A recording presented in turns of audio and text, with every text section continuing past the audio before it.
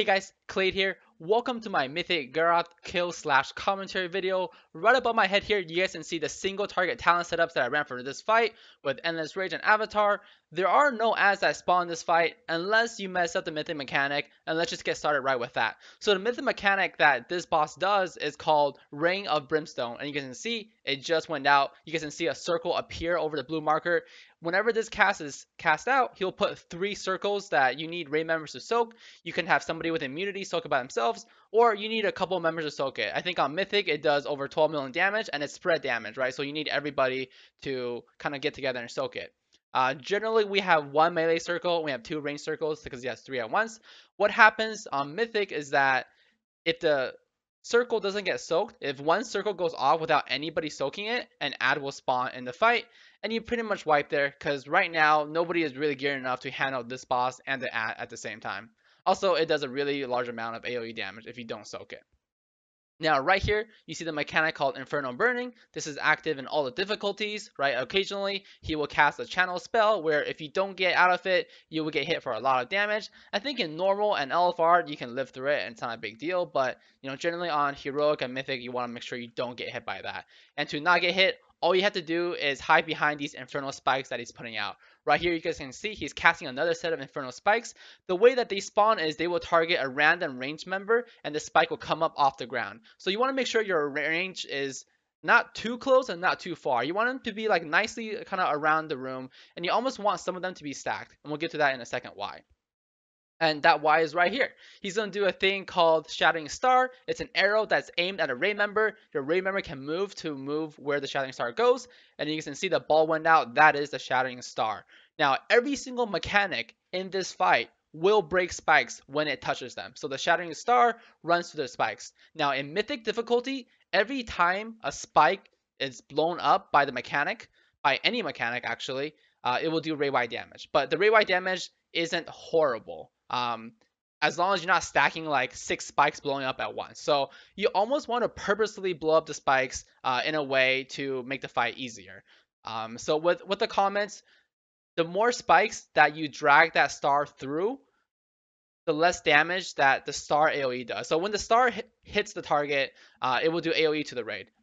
If the target doesn't take the star to any spikes, your raid pretty much is gonna wipe. So every spike that ball hits, that Shattering Star hits, reduces the damage of that Shattering Star. But of course, every spike that you run the ball with through also does AoE damage. But that AoE damage of the spike getting broken is less damage than the star hitting less spikes. So you do want to, generally get as many spikes as you can. You absolutely do need the star to hit at least 1 spike so you don't die.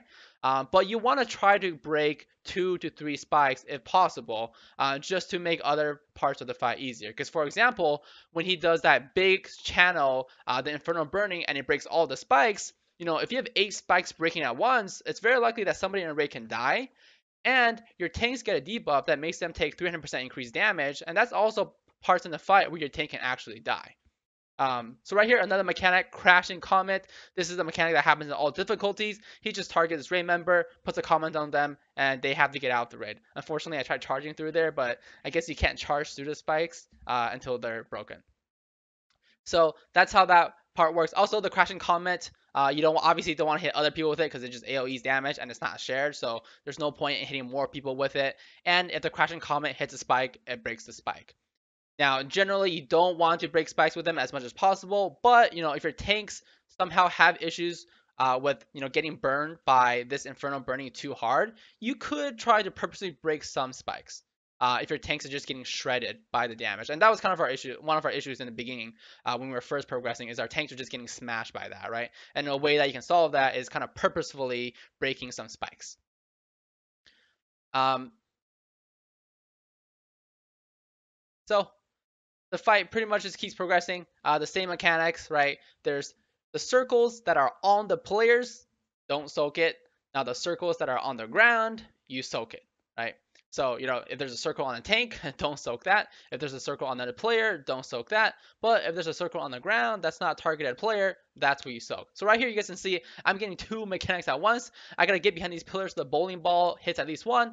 Unfortunately, I also had a comet strike at the same time, or crashing comet at the same time. So it did break one of the spikes I was on, which is unfortunate, but at least I was able to get my star between another spike so I didn't die right away. Getting closer, building them Juggernaut stacks. Yeah, so on this fight, you shouldn't lose Juggernaut stacks at all. Since, if it ever becomes a point where you're in the middle of stacking Juggernaut and he's going to do that AoE cast, you want to make sure that you're taking advantage of, executing him, leaping out, charging back in, and keeping your stacks. And that's pretty much it on this fight. A lot of mechanics that get thrown out, like I mentioned, if it's a circle on a player, don't stand in it. If it's a circle not on a player, stand in it, make sure you soak it. And that's it for this kill/commentary video for Mythic Goroth. Let me know what you guys think down in the comments below. As always, feel free to subscribe to the channel to see more content. See ya!